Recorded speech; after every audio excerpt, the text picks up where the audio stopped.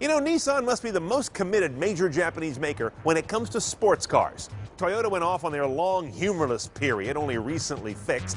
You've got Honda, it's canceled their beautiful S2000 because it was too non-sober. Subaru, they basically make Pendleton shirts on wheels until very recently. But the whole time, Nissan's been making the Z since 1969.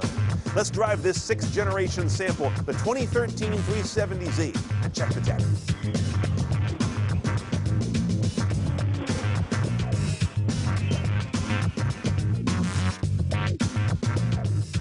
Now, the Z hasn't always been a car to celebrate. There were the great early years, then kind of the disco or Star Trek years. Later came the pudgy years, but now we're onto this sixth-gen car that I think has the most spiritual relationship to the original Z. Quite a different vehicle in the numbers, though. 2.2 times more horsepower than the original car, with just 1.4 times more weight. Yeah, it's quite a bit faster. Spot the 2013, by the way, by a revised face and LED running lights. Now, at the very least in the Z, you're going to have AM, FM, CD, and aux jack. Pretty basic stuff. If you don't try a little bit, you can get one of these cars like it was made in 1995. Luckily, our car is loaded up. We have the touring package, which, along with the nav package, brings you all the toys. The navigation we've seen before, I don't see anything very different here in terms of this Nissan interface. It's old, it's tired, but it's functional, and at least the colors kind of match the colors of the instruments. I guess that's a win. Now, if you don't load this car up with at least the touring package, you don't get Bluetooth hands-free or Bluetooth streaming. That's kind of a shocker. The touring package also brings in Bose audio. That's going to take you from 4 speakers to 6 speakers, Bose processing and amps, and 2 powered subs. Probably overkill for a car this size, but you can't complain about the thump. Now, navigation is separate on top of touring. You've got to have a touring level car to even option that. Once you do, you get the nav, traffic, weather, the rear view camera, even with the manual, by the way, but no around view camera, which Nissan Infiniti like. You just get a backup camera in a Z.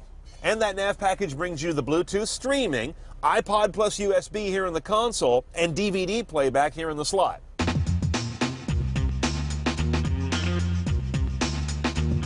All right, folks, now, in the front of your Z, you're going to find the classic, the bread and butter Nissan motor, one of their VQ family V6s.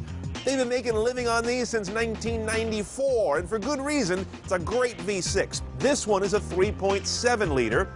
No direct injection, by the way, and naturally aspirated. Kind of an old school engine at this point, but good numbers. 332 horse, 270 foot-pounds of torque. Gets this 3,300-pound sports car to 60 in about 5.2. It's not screwing around, but delivers kind of MPG for today's standards, 1826. Let's go for a ride.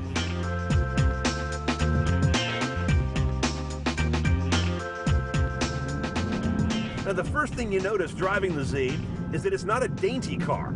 All the inputs, the clutch, the transmission engagement, the suspension response, even the steering are kind of heavy, mechanical, nicely sort of weighted. And it feels like you're really driving a machine as opposed to controlling a computerized thing. 6-speed manual in this car, which I like a lot. Great clutch and actuation on the gearbox. Again, feels kind of old school race car.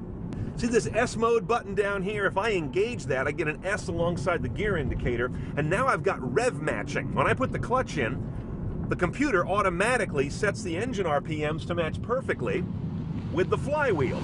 So I can just dump the clutch and step on it, and I'm not going to have any weird hiccups. It's kind of training wheels, though. If you really enjoy driving a car like this, you know how to do that, or something close to it, so I think it's kind of a gimmick. The automatic, by the way, is a 7-speed. I'm sure it's a lovely automatic, but it doesn't make sense in this car. This is one of the last sort of really visceral sports cars out there, even though it's not as light as I would like it to be. So that brings up an interesting point.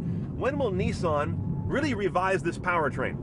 Go to a smaller displacement, direct injection, likely turbocharged engine to take some weight off the nose and to give me more, shall we say, violent response to the throttle. There's plenty of power here, but this car doesn't come at you in a way that is really outrageous. And I think their market would like that. All right, let's price a 2013 Z Coupe. Base is about $33,900 delivered. with almost nothing in it. To go CNET style, you first want to make sure you buy one in the touring level trim. That gets you Bose, satellite radio, Bluetooth hands-free, and power leather seats. On top of that, you want to look at the navigation package. Nav, Bluetooth streaming, DVD, rear camera, USB, and iPod, $2,150 for that. Automatic is $1,300. You're not going to do that. So CNET style about $40,007, and you're on the road.